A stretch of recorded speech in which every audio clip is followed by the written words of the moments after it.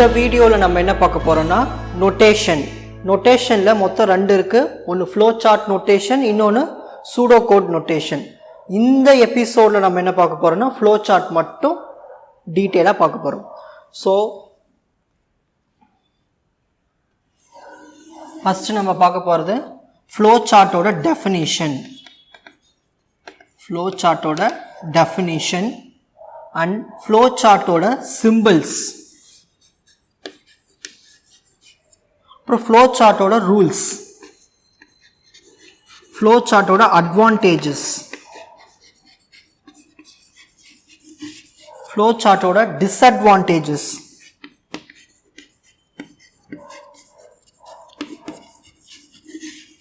அதுக்கப்புறம் ஒரு எக்ஸாம்பிள் பார்க்கலாம். இந்த எபிசோடில் ஃப்ளோ சார்ட்டை பற்றி டீட்டெயிலாக பார்த்துடலாம். ஓகே, ஃபஸ்ட் நம்ம என்ன பார்க்க போகிறோம்? டெஃபினிஷன். ஸோ ஃப்ளோ சார்ட்னா என்ன? இது ஒன்றுமே இல்லை. ஃப்ளோ சார்ட்னா ஒரு ப்ரோக்ராமை ஷேப்ஸ்லாம் யூஸ் பண்ணி கிராஃபிக்கலாக ரெப்ரசன்ட் பண்ணியிருப்பாங்க ஈஸியாக அண்டர்ஸ்டாண்ட் பண்ணுறதுக்காக. அதுக்கு பேர் தான் ஃப்ளோ சார்ட். ஒரு ப்ரோக்ராம் எழுதுறதுல அந்த ப்ரோக்ராம் எழுதுறதுக்கு முன்னால் அதோட லாஜிக்கை நம்ம பார்த்தோன்னு புரிஞ்சுக்கணும். அந்த அளவுக்கு அந்த ஷேப்ஸ்லாம் நம்ம படிக்கும் போது ஈஸியாக இருக்கும், அந்த ப்ரோக்ராம் இப்படி தான் இருக்கும்னு. ஸோ அதுக்கு டெஃபினேஷன் என்ன எழுதுறாங்கன்னா, graphical representation, graphical representation, graphical representation. இதோட கிராஃபிக்கல் ரெப்ரசன்டேஷன் நம்ம யூஸ் பண்ணுற logic. Graphical representation of the logic. Logic எதுக்கு? For the problem solving. For the problem solving. So ஒரு ப்ராப்ளமை சால்வ் பண்ணுறதுக்கு லாஜிக் வேணும். அந்த லாஜிக்கை கிராஃபிக்கலாக ரெப்ரசன்ட் பண்ணோம்னா அதுக்கு பேர் தான் ஃப்ளோ சார்ட். ஓகேவா? நெக்ஸ்ட் நம்ம பார்க்க போகிறது சிம்பிள்ஸ். என்னென்ன சிம்பிள்ஸ்லாம் இருக்குன்னு பார்க்கலாம். ஃபஸ்ட்டு சிம்பிளே இந்த லைன்ஸ் தான். இந்த லைன்ஸுக்கு பேர் ஃப்ளோ லைன்ஸ்னு சொல்லுவாங்க. இது பேர் என்ன? Flow lines. Flow lines. இந்த ஃப்ளோ லைன்ஸ் எதுக்கு யூஸ் ஆகுதுன்னு பார்த்துட்டிங்கன்னா, சிம்பிள்ஸை கனெக்ட் பண்ண. எதுக்கு? Used to connect the simple. Use to connect the symbols. இப்போ நிறைய நம்ம சிம்பிள்ஸ்லாம் வரைவோம், அந்த சிம்பிள்ஸை கனெக்ட் பண்ணுறதுக்கு இந்த ஃப்ளோ லைன்ஸ் வேணும். Used to connect symbols. So இதுதான் ஃப்ளோ லைன்ஸ்க்கான மீனிங். நெக்ஸ்ட் செகண்ட் சிம்பிள் பார்த்துட்டிங்கன்னா டெர்மினல். எப்படி போனோன்னா இப்படி ஒரு லைன் போடுங்க, இந்த பக்கம் ஒரு லைன் போடுங்க, இப்படி ஒரு கர்வ் மாதிரி. இது பேர் டெர்மினல். இந்த டெர்மினலோட யூஸ் எதுக்குன்னு பார்த்துட்டிங்கன்னா, ப்ரோக்ராமை ஸ்டார்ட் பண்ணுறதுக்கு, இல்லைன்னா பாஸ் பண்ணி வைக்கிறதுக்கு, இல்லைன்னா ஆல்ட் பண்ணுறதுக்கு. டு ஸ்டார்ட், டு ஸ்டார்ட், அப்படி இல்லைன்னா டு ஆல்ட், அப்படி இல்லைன்னா to pass. To start, alt and pass the logic or program எதுன்னு வச்சுக்கலாம். ஓகேவா? நெக்ஸ்ட் தேர்ட் சிம்பிள் பார்க்கலாம்.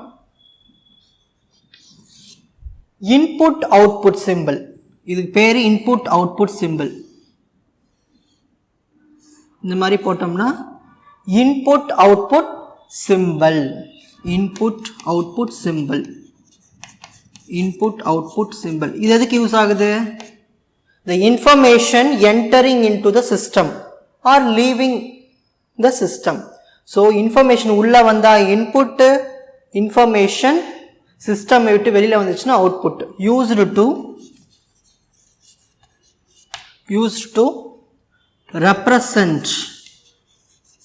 Used to represent the information.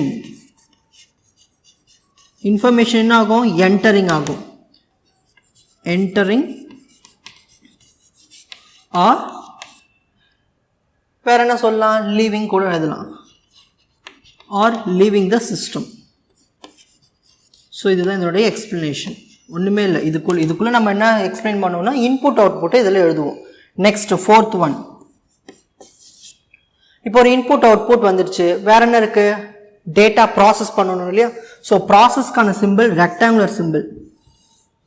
Rectangle symbol போட்டாலே அதான் அதுக்கு பேர் மீனிங் வந்து ப்ராசஸிங் சிம்பிள்.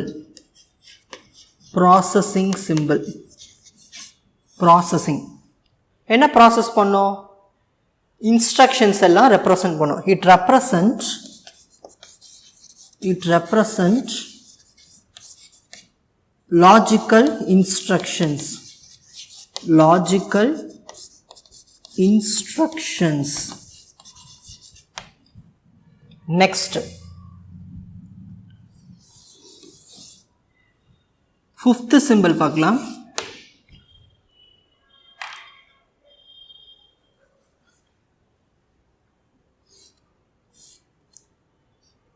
இந்த மாதிரி இந்த சிம்பிளுக்கு பேரு டிசிஷன். இந்த சிம்பிள் பேரு டிசிஷன் சிம்பிள். இதுக்கு ஏன் சார் டிசிஷன் சிம்பிள்னு வச்சாங்கன்னா இந்த இடத்துல நம்ம டிசிஷன் மேக் பண்ணலாம். இஃபா இருந்தா இந்த பக்கம் போ, எல்ஸா இருந்தா இந்த பக்கம் போன்னு டிசிஷன் மேக் பண்ணும். Use to make decision. So அதுக்காக இந்த சிம்பிள் யூஸ் ஆகுது. நெக்ஸ்ட் சிக்ஸ்த் ஒன், ஒரு சர்க்கிள் மாதிரி சின்ன சர்க்கிள், இதுக்கு பேரு கனெக்டர். இந்த ஃப்ளோ லைன்ஸ் வந்து நிறைய வரும், அந்த எல்லாத்தையும் கனெக்ட் பண்றது யாருன்னா இந்த கனெக்டர். இதோட பேரு கனெக்டர். எதுக்கு யூஸ் ஆகுது? இது used to connect the flow lines. Use to connect the flow lines. Next seventh one, the last simple function. பார்த்தோம் இல்லையா? ஒரு ஃபங்க்ஷனை ரெப்ரசன்ட் பண்றது இப்படிதான். இங்க பாருங்க, ப்ராசஸிங்னா ரெக்டாங்கிள். அந்த ப்ராசஸிங்ல இந்த பக்கம் ஒரு கோடு இந்த பக்கம் ஒரு கோடு போட்டா அது பேர் தான் ஃபங்க்ஷன். இதுக்கு பேர் என்ன? ஃபங்க்ஷன். ஃபங்க்ஷனோட யூஸ் எதுக்குன்னா used to call the function. ஃபங்க்ஷனை கால் பண்றது தான் யூஸ் ஆகுது. இங்க எழுதுன பாருங்க, used to call the function. So உங்களை வந்து ஃப்ளோ சார்ட்டோட சிம்பிள்ஸ் கேட்டு வரைஞ்சிட்டு எக்ஸ்பிளைன் பண்ண சொன்னா நான் என்ன சொன்னனோ இந்த டெஃபினிஷன் எழுதிட்டு இதை ஆர்டரா எழுதி வச்சிங்கனாலே உங்களுக்கு ஃபுல் மார்க் கொடுத்துருவாங்க. நெக்ஸ்ட் நம்ம பார்க்க போறது ஃப்ளோ சார்ட்டுக்கான ரூல்ஸ். டெஃபினிஷன் பார்த்தாச்சு, சிம்பிள்ஸ் பார்த்தாச்சு, நெக்ஸ்ட் ரூல்ஸ். ஒரு ஃப்ளோ சார்ட் வரையறதுக்கு என்னென்ன ரூல்ஸ்லாம் தேவை? ஃபர்ஸ்ட், ஃப்ளோ சார்ட் வந்து கிளியரா இருக்கணும். எப்படி இருக்கணும்? Flow chart should be clear. flow chart should be clear-ஆ இருக்கணும், நீட்டா இருக்கணும், அப்புறம் easy to follow. இப்போ நீ ஒரு flow chart வரைஞ்சிருக்குன்னா அதை ஃபாலோ பண்றதுக்கு ஈஸியா இருக்கணும். So easy to follow. இதுதான் first point, easy to follow.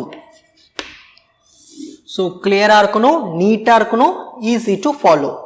Next வேற எப்படி இருக்கணும்? ஃப்ளோ சார்ட்ல லாஜிக்கல் ஸ்டார்ட் இருக்கணும், அதோட ஃபினிஷும் இருக்கணும். இப்போ லாஜிக்கல் இன்ஸ்ட்ரக்ஷன் எழுதுறோம்னா, ஃபார் எக்ஸாம்பிள் இப்போ ஏதோ ஒரு ஃபங்க்ஷன் ஆட் பண்றோம்னு வச்சுக்கோங்க, அதோட ஸ்டார்ட்டும் இருக்கணும், அதோட ஃபினிஷும் இருக்கணும். ஸோ should have லாஜிக்கல் ஸ்டார்ட்டும் இருக்கணும் அண்ட் அதோடைய ஃபினிஷும் இருக்கணும். Logical start and finish. Next, third one, இப்போ ஒரு flow chartல இருக்கிற process symbol எடுத்துக்கிறோம். process symbol எப்படி இருக்கும்? rectangle, the rectangular box. இதான process symbol. இந்த process symbolல ஒரே ஒரு arrow, that means ஒரே ஒரு flow line மட்டும்தான் வரணும். in a process symbol only one flow line come out from it. okay, ஒரே ஒரு flow line மட்டும்தான் வெளியில வரணும். எதுல இருந்து? இந்த process symbol இருந்து.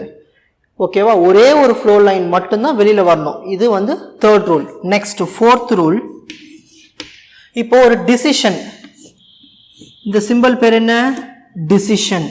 இந்த டிசிஷன்ல ஒரே ஒரு ஃப்ளோ லைன் மட்டும் வரணும். எங்க உள்ள வரணும்னா கம்ஸ் இன் வந்து ஒரே ஒரு ஃப்ளோ லைன், கம்ஸ் அவுட் வந்து 2 லைன்ஸா இருக்கலாம் இல்ல 3 லைன்ஸா இருக்கலாம், 2 or 3. ஓகேவா, 2 or 3. ஃபார் எக்ஸாம்பிள் இப்போ இங்கிருந்து ஒரு லைன் வருது, ஃப்ளோ லைன். எஸ்ஸா இருந்தா இந்த பக்கம் போ, நோவா இருந்தா இந்த பக்கம் போ. இந்த மாதிரி டைரக்ஷன்ஸ் வேற வேற வெளியில வருது. ஸோ இதை என்ன பண்ணலாம், எப்படி எழுதலாம்னா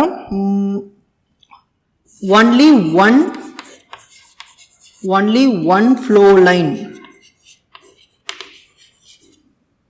comes into decision symbol ஒரே ஒரு flow line மட்டும்தான் வரணும் உள்ள. only one flow line comes into decision and ரெண்டுக்கு மேல இல்லனா 2 or 3. சோ இங்க இந்த பக்கம் 2 இருக்கு இல்லனா 3, 2 or 3 flow lines வந்து வெளியில வரலாம். எங்க இதெல்லாம் வெளியில வருதுன்னு அர்த்தம். இது மட்டும் தான் உள்ள வரணும், ஒண்ணே ஒன்னு மட்டும் தான் உள்ள வரும், மத்தது எல்லாமே வெளியில வருதுன்னு அர்த்தம். சோ வெளியில வருது வந்து 2 flow linesஆ இருக்கலாம் இல்ல 3ஆ இருக்கலாம். So 2 or 3 flow lines comes out from decision, symbol. Okay, next fifth process க்கு இப்படி சொல்லியாச்சு. next இந்த terminal symbol இருக்கு இல்லையா, terminal symbol எப்படி இருக்கும், மாதிரி 2 கோடு போடணும், இங்க ஒரு கர்வ் இங்க ஒரு கர்வ், இதுதான் terminal symbol. லாஸ்ட்ல இந்த ஸ்டாப் ன்னு வரும் இல்லையா, இந்த லாஸ்டா ஸ்டாப் ன்னு வரும்போது ஒரே ஒரு ஃப்ளோ லைன் மட்டும் தான் வரணும் at the end. so in a terminal symbol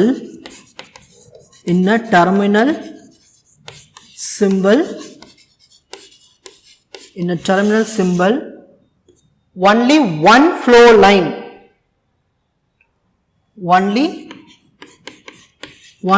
line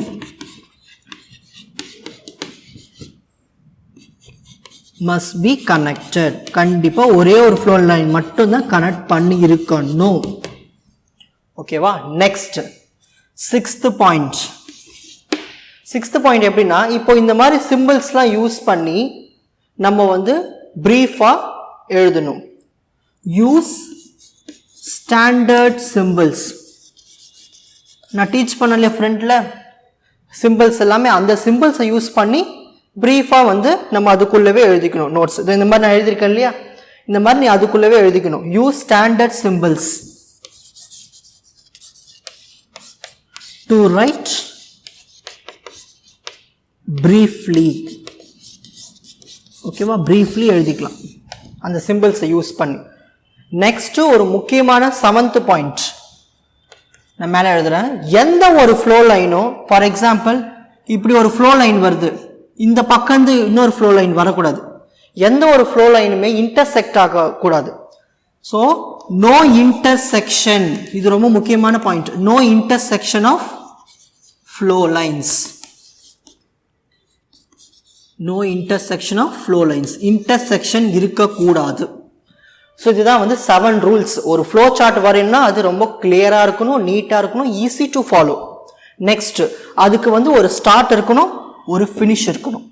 next ப்ராசஸ்னு வந்துட்டாலே ஒரே ஒரு ஃப்ளோ லைன் மட்டும்தான் வெளியில வரணும். நெக்ஸ்ட் இதுவே டிசிஷனா இருந்துச்சுன்னா ஒன்னே ஒன்று உள்ள போகும், 2 or 3 ஃப்ளோ லைன் வெளியில வரலாம். 5th ஸ்டாப்ல ஒன்னே ஒன்று வந்து தான் லாஸ்ட்ல கனெக்ட் ஆயிருக்கணும். நெக்ஸ்ட் இப்போ வந்து நம்ம இதுக்குள்ள எதனா ஒரு டிஸ்கிரிப்ஷன் எழுதுறோம்னா அதை வந்து கொஞ்சம் பிரீஃபா எழுதி இந்த பாக்ஸ்க்குள்ள ஃபினிஷ் பண்ணிடணும். நெக்ஸ்ட் லாஸ்ட் இம்பார்ட்டன்ட் பாயிண்ட், எந்த ஒரு ஃப்ளோ லைனுமே இன்டர்செக்ட் ஆகக்கூடாது. ஸோ இதுதான் வந்து rules for drawing the flow chart. Next நம்ம பார்க்க போகிறது advantages of flow chart. Definition பார்த்தாச்சு, சிம்பிள்ஸ் பார்த்தாச்சு, ரூல்ஸ் பார்த்தாச்சு. இப்போ advantages and disadvantages. Advantages of flow chart and disadvantages of flow chart.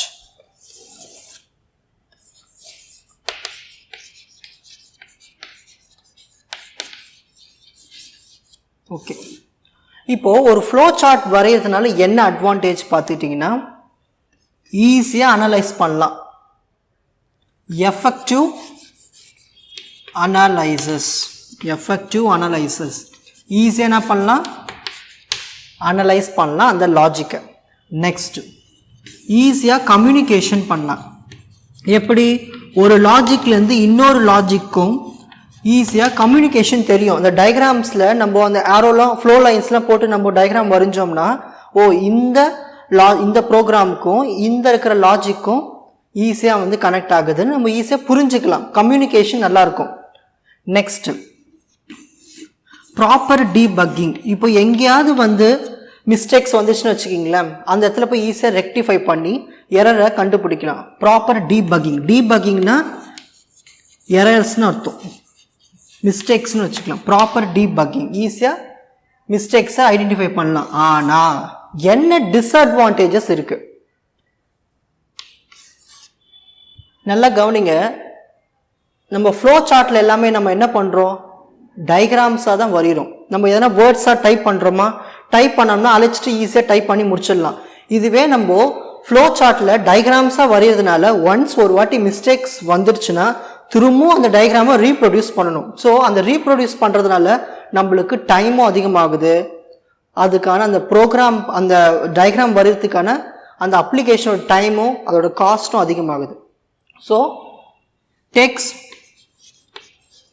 more cost and time if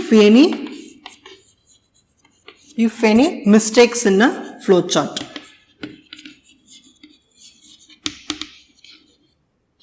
flow chartல எதனா mistakes இருந்தா நம்ம அதை ரெக்டிஃபை பண்ணும்போது திரும்பவும் ரீப்ரொடியூஸ் பண்ணும்போது நம்மளுக்கு அதிகமான டைம் எடுத்துக்குது, அதனால காஸ்ட்டும் அதிகமாகுது. இது ஒரு பாயிண்ட். நெக்ஸ்ட் செகண்ட் பாயிண்ட் சொன்னது அதே தான். சின்ன லாஜிக்னா ஒரு அடிஷன் ப்ரோக்ராம்னா ஈஸியாக இருக்கும் பார்க்கறதுக்கு ஃப்ளோ சார்ட். இதுவே ஒரு கேமுக்கு வந்து ஒரு ஃப்ளோ சார்ட் ரெடி பண்ணுறாங்கன்னா அந்த லாஜிக்கை பார்க்கறதுக்கே வந்து கிளம்ஸியாக இருக்கும், ரொம்ப குழப்பமாக இருக்கும். ஸோ ரொம்ப காம்ப்ளெக்ஸ் லாஜிக்காக இருக்கும். So it not suitable for complex logic. பெரிய பெரிய லாஜிக் வந்தால் ரொம்ப கஷ்டமாக இருக்கும் அண்டர்ஸ்டாண்ட் பண்ணிக்கிறதுக்கு. ஸோ இதுதான் வந்து advantages and disadvantages of flow chart. இந்த 5 பாயிண்ட்ஸ் எழுதினாலே போதும். நெக்ஸ்ட் நம்ம பார்க்க போகிறது, இது வரைக்கும் ஃப்ளோ சார்ட் நம்ம எக்ஸ்பிளனேஷன் பார்த்தாச்சு. இதை வச்சு ஒரு எக்ஸாம்பிள் பார்க்கலாம். எடுத்துக்கிற எக்ஸாம்பிள் வந்து draw a flow chart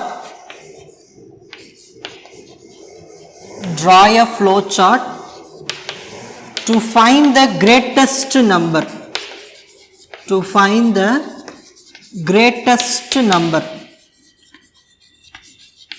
greatest number கண்டுபிடிக்கிறதுக்கு நம்ம ஒரு flow chart வரையணும். draw a flow chart to find the greatest number. First நம்ம லாஜிக் தெரிஞ்சுக்கலாம். ஒரு நம்பர் கிரேட்டரானு எப்படி கண்டுபிடிக்கலாம்? ஃபர்ஸ்ட் 2 நம்பரை வாங்கணும், அதுக்கு நம்ம ஒரு லாஜிக் எழுதணும். இந்த நம்பர் இதை விட கிரேட்டராக இருந்தால் இதை பிரிண்ட் பண்ணு, அப்படி இல்லைன்னா அதை பிரிண்ட் பண்ணணும். ஃபார் எக்ஸாம்பிள் நான் a = 10 வாங்குறேன், b = 5 வாங்குறேன். நான் ஒரு லாஜிக் எழுதுறேன், a greater than b இருந்தால் பிரிண்ட் ஏன்னு பண்ணு, அப்படி இல்லைன்னா ப்ரோக்ராம் ஸ்டாப் ஆகிடுன்னு நம்ம சொல்கிறோம். இதை வந்து நம்ம என்ன பண்ண போகிறோம்னா ஒரு ஃப்ளோ சார்ட்டில் வரை போகிறோம். என்ன பண்ணுறோம், ஃபஸ்ட்டு 2 இன்புட்டை வாங்கிடுறோம். 2 இன்புட்டை நீ ஆப்ரேஷன் பர்ஃபார்ம் பண்ணுறோம் இந்த இடத்துல. அப்படி அந்த ஆப்ரேஷன் வந்து 2 ஆப்ரேஷனாக இருக்கும். எப்படின்னா டிசிஷன் மாதிரி, a greater than b இருந்தால் பிரிண்ட் பண்ணு, அப்படி இல்லைன்னா ப்ரோக்ராம் விட்டு ஸ்டாப் ஆகிடு. a greater than b இருந்தால் பிரிண்ட் பண்ணு, இஃப் அப்படி இல்லைன்னா ஸ்டாப் ஆகிடுன்னு ஒரு டிசிஷனை தரும். ஸோ இதை வந்து நம்ம ஃப்ளோ சார்ட்டில் வரைய போகிறோம். சரி, ஒரு ஃப்ளோ சார்ட் வரையணும்னா உனக்கு என்ன ஃபர்ஸ்ட் வரையணும்? Simple terminal. டெர்மினல் எப்படி இருக்கும்? இந்த மாதிரி இருக்கும் டெர்மினல். இது பேர் தான் டெர்மினல். ஸோ ஒரு ஃப்ளோ சார்ட் வரையணும், அதுக்கு லாஜிக்கல் ஸ்டார்ட் இருக்கணும், ஸ்டாப் இருக்கணும். ஸோ ஃபர்ஸ்ட் ஸ்டார்ட், அடுத்தது என்டர் ஆக போகுது அடுத்த சிம்பிளுக்கு. அப்போ இது பேர் என்ன? Flow line. சரி, இப்போ நம்ம என்ன பண்ண போறோம்? இன்புட்டை வாங்க போறோம். என்ன input? a = 10, b equal to 5. ஒரு இன்புட்டை வாங்கணும்னா உனக்கு என்ன சிம்பிள் வேணும்? இந்த மாதிரி ஒரு parallelogram symbol ஸ்டார்டிங்ல டீச் பண்ண இல்லையா, இந்த மாதிரி ஒரு parallelogram symbol வேணும். ஸோ இதுக்குள்ள தான் நீ என்ன எழுதணும்? a equal to 10, b equal to 5. இப்போ என்ன பண்ண போறோம்? இந்த ரெண்டு நம்பர் கிரேட்டரா இல்லையான்னு ஃபார்முலா எழுத போறோம், லாஜிக்கா எழுத போறோம். அந்த லாஜிக் வந்து எப்படி இருக்கு? இது கிரேட்டரா இருந்தா இதை பிரிண்ட் பண்ணு, அப்படி இல்லைன்னா ஸ்டாப் ஆயிடுன்னு நம்ம ஒரு லாஜிக் எழுத போறோம். அதுக்கு லாஜிக்னாலே நம்ம ஒரு டிசிஷன் சொல்றோம். அந்த டிசிஷன் எப்படி எழுதணும்? டிசிஷன் சிம்பிளை யூஸ் பண்ணி எழுதணும். டிசிஷன் சிம்பிள் எப்படி இருக்கும்? இந்த மாதிரி இருக்கும். ஸ்டார்டிங்ல தரோவா நீங்க கவனிச்சீங்கன்னா புரிஞ்சிடும். டிசிஷன் சிம்பிள் இப்படிதான் இருக்கும். இப்போ டிசிஷன் நம்ம என்ன எழுத போறோம்? a வந்து கிரேட்டர் தென் b. இப்போ a கிரேட்டர் தென் b ஆனு செக் பண்ணும். இப்போ a இருக்கு 10 இருக்கு, 10 கிரேட்டர் தென் 5. சும்மா சைடில் போட்டு போறதுக்கோ 10 கிரேட்டர் தென் 5. ஆமா, எஸ், ஆமா 10 வந்து 5 விட கிரேட்டர் தான். அப்படி இருந்தா இங்க எஸ்ன்னு போட்டுக்கோ. அப்படி இருந்தா இங்க எஸ்ன்னு போட்டுட்டு இந்த இடத்துல நீ பிரிண்ட் பண்ணி காமிச்சிரு. அதே மாதிரி நம்ம ஒரு இன்புட்டோ இல்லைன்னா எதனா ஒரு அவுட்புட்டோ எந்த சிம்பிள்ல தான் எழுதுவோம்? இதுல தான் எழுதுவோம், இந்த parallelogram சிம்பிள் தான் எழுதுவோம். ஸோ இது இன்புட், அதனால இந்த மாதிரி parallelogram போட்டோம். இப்போ நம்ம அவுட்புட் எழுத போறோம். a is greater. ஸோ அவுட்புட்னால நம்ம எந்த சிம்பிள்ல தான் எழுதணும்? parallelogram சிம்பிள்ல தான் எழுதணும். சரி, அடுத்தது அப்படி இல்லைன்னா என்னது? இல்லைன்னா a வந்து b விட கிரேட்டரா இல்லைன்னா நான் சொல்லியிருக்கேன், நான் ப்ரோக்ராம் ஸ்டாப் பண்ணிக்கலாம். ஸோ அது இங்க நோனா ஸ்டாப் பண்ணிக்கிறதுன்னு அர்த்தம். அப்படி இல்லைன்னா ஸ்டாப் பண்ணுறது. இங்க ஒரு நல்ல கவனி, இதுக்கப்புறம் இங்க ஒரு ஃப்ளோ லைன் வருது, இந்த பக்கம் ஒரு ஃப்ளோ லைன் வருது. இந்த மாதிரி நிறைய ஃப்ளோ லைன்ஸ் வந்துச்சுன்னா எந்த சிம்பிள் யூஸ் பண்ணணும்? நீ கனெக்டார் படிச்சோம் இல்லையா? இப்போ கனெக்டார் இந்த மாதிரி ஒரு ஃப்ளோ சிம்பிளை யூஸ் பண்ணணும். யூஸ் பண்ணிட்டு இந்த கனெக்டார்லேருந்து ஒரே ஒரு ஃப்ளோ லைன் மட்டும்தான் வரணும். லாஸ்ட் என்ன பண்ண போறோம்? ஒரு ஸ்டார்ட் இருந்தா என்ன இருக்கணும்? ஸ்டாப் இருக்க போகுது. ஸோ இந்த இடத்துல ஒரு டெர்மினல் சிம்பிளை போட்டு ஸ்டாப் பண்ணிடலாம். இப்போ ஒரு கிளான்ஸ் பார்த்துடலாம் பாருங்க. ஃபர்ஸ்ட் ஒரு ஃப்ளோ சார்ட் வரைனா ஒரு ஸ்டார்ட் இருக்கணும், ஒரு ஸ்டாப் இருக்கணும். That means logical start, logical stop. அடுத்தது ஒரு இன்புட்டை வாங்குறீங்க, ஒரு இன்புட்டோ இல்லை ஒரு அவுட்புட்டோ எழுதுறீங்கன்னா ஃப்ளோ சார்ட்ல parallelogram சிம்பிள் போட்டு தான் எழுதணும். இங்க இன்புட் என்ன வாங்கியிருக்கோம்? a equal to 10, b equal to 5. அடுத்தது இன்புட்டை நம்ம ப்ராசஸ் பண்ண போறோம். எப்படி? a greater than b. இது வந்து ஒரு decision. a greater than b ஆ இருந்துச்சுன்னா, தட் மீன்ஸ் எஸ் ஆ இருந்துச்சுன்னா a greaterன்னு பிரிண்ட் பண்ணு, ஒரு அவுட்புட்டை கொடு. அவுட்புட் எதில் எழுதுவோம்? இந்த மாதிரி parallelogram பாக்ஸ்ல எழுதுவோம். அப்படி இல்லைன்னா நம்ம என்ன பண்ண போறோம்? ப்ரோக்ராம் விட்டு ஸ்டாப் ஆயிடுன்னு அர்த்தம். ஸோ இங்கிருந்து ஒரு ஃப்ளோ லைன் வருது, இங்கிருந்து ஒரு ஃப்ளோ லைன் வருது. இந்த மாதிரி மல்டிபிள் ஃப்ளோ லைன்ஸ் வந்தா நம்ம என்ன யூஸ் பண்ணோம்? இந்த மாதிரி ஒரு சர்க்கிள் மாதிரி ஒன்று யூஸ் பண்ணோம். இதுக்கு பேர் கனெக்டர். இது என்ன பண்ணோம்? மல்டிபிள் ஃப்ளோ லைன்ஸை கனெக்ட் பண்ணி லாஸ்டா ஒரே ஒரு ஃப்ளோ லைனா வெளியில வரும். That means stop, program stop ஆயிடும். ஸோ இதுதான் வந்து draw a flowchart to find the greatest number. இப்போ உங்களுக்கு explain the notations of flowchart கேட்டாங்கன்னா definition எழுதுங்க, அதோட symbols-ஐ draw பண்ணி அதோட explanation கொடுங்க. நான் என்ன கொடுத்தனோ அதோட ரூல்ஸ் எழுதுங்க. நான் சொன்னது அட்வான்டேஜ் டிஸ்அட்வான்டேஜ் டேபிள் காலம் போட்டு எழுதுங்க. நெக்ஸ்ட் இந்த மாதிரி ஒரு எக்ஸாம்பிள் கொடுத்துட்டீங்கன்னா ஃபுல் மார்க் உங்களுக்கு கொடுத்துருவாங்க.